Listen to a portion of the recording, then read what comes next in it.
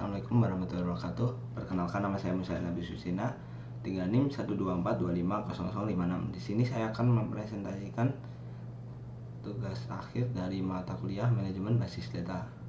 Di sini saya akan mempresentasikan tugas saya, yaitu membuat basis data mengenai sistem manajemen kepegawaian.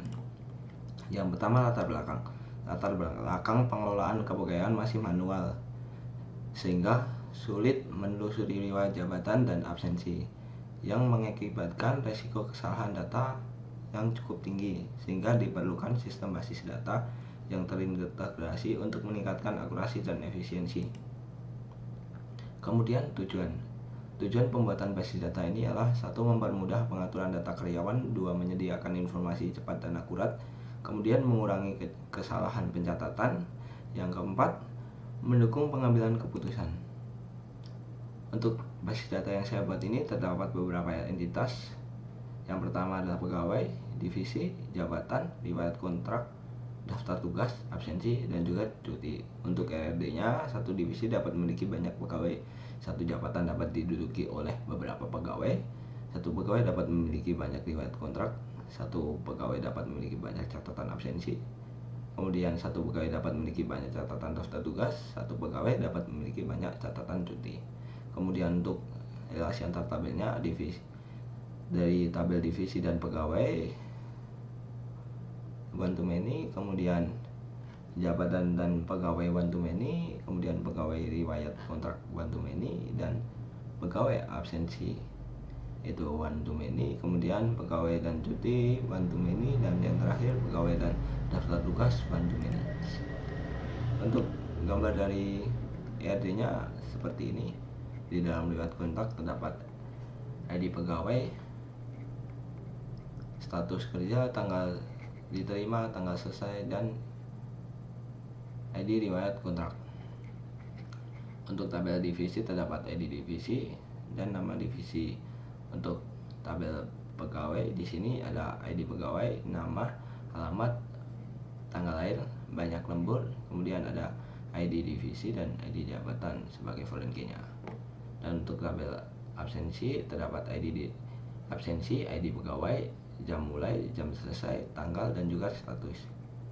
Dan untuk pada tabel daftar tugas terdapat ID tugas, ID pegawai, target selesai, judul tugas, tanggal mulai, status dari tugasnya. Kemudian untuk tabel cuti terdapat ID cuti, ID pegawai, tanggal mulai, tanggal selesai, status cuti, jenis cuti. Dan yang terakhir dari tabel jabatan terdapat untuk jabatan, nama jabatan, gaji lembur, kemudian gaji pokok. Kemudian lanjut dari RT-nya seperti ini. Riwayat kontrak terhubung langsung kepada pegawai untuk melihat histori kontrak dari pegawai tersebut dan untuk mengecek mantan-mantan dari pegawai yang pernah ada. Kemudian tabel divisi untuk mengelompokkan dari pegawai ini dibagi dari beberapa divisi atau kelompok bagiannya. Kemudian ada jabatan untuk menentukan statusnya di saat bekerja. Kemudian untuk absensi untuk pencatatan presensi dari kehadiran pegawai. Kemudian daftar tugas untuk mengecek tugas yang diberikan kepada pegawai dan deadline beserta gimana progres pekerjaannya. Kemudian untuk tabel cuti di sini digunakan untuk pengajuan cuti bagi karyawan yang ada keperluannya. Dan lanjut implementasinya mungkin seperti ini. Di sini dapat terlihat tipe data yang digunakan dan banyak karakter yang tersedia. Kemudian lanjut rancangan basis datanya. Untuk realisasinya mungkin akan seperti ini ya. Dapat dilihat ada ID pegawai divisi, ID jabatan, nama, alamat, tanggal lahir, dan banyak lembur di tabel pegawai. Riwayat kontrak dan tugas seperti ini, dan riwayat kontrak dan absensi seperti ini. Dan untuk ancaman basis datanya, ancaman dari internal mungkin salah satunya adalah penyalahgunaan hak akses.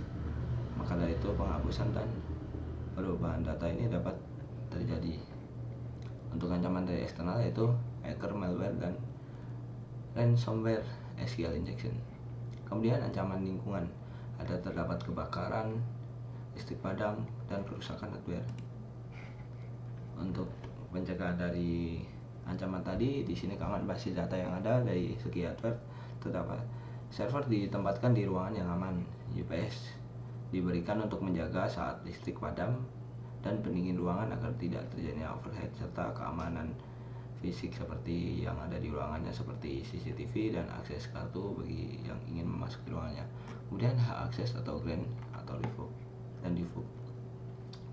Grant di sini untuk memberikan izin select dan insert, kemudian default untuk mencabut izin dari yang diberikan tadi, karena apabila karyawan yang sudah dikeluarkan mungkin izinnya dicabut untuk menghindari dari penghapusan data tadi. Kemudian dari software, passwordnya diberi password yang cukup kuat, kemudian firewall antivirus diberikan, kemudian enkripsi komunikasi serta update sistem secara berkala. Kemudian backup dan restore recovery atau restore. Di sini backup menggunakan MySQL dump. Diberikan terjadwal harian, mingguan, atau bulanan sebelum update besar-besaran. Biasanya disimpan di offsite atau cloud. Kemudian setelah adanya backup, maka kita dapat melakukan recovery atau pengembalian database menggunakan file backup. Di sini menjamin sistem kembali normal setelah error. Jadi ketika error maka kita bisa merestore karena kita sebelumnya melakukan backup. Oke, untuk kesimpulan, sistem basis data kepegawaian membantu pengelolaan pegawai secara efektif. ERD dan relasi tabel membuat data lebih terstruktur. SQL digunakan untuk mengimplementasi manipulasi data. Kemudian keamanan basis data penting untuk integritas dan keselamatan data. Sekian dari saya, kurang lebihnya mohon maaf. Wassalamualaikum warahmatullahi wabarakatuh.